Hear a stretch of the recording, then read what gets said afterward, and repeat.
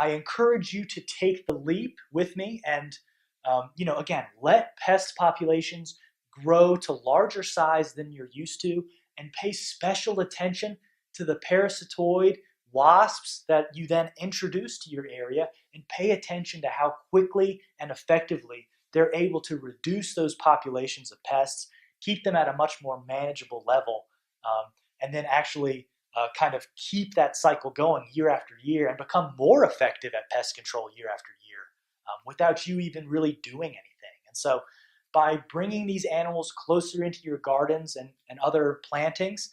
you can really take a load off of your shoulders as far as pest control goes, and you can just, again, help the ecosystems around you function at their premier efficiency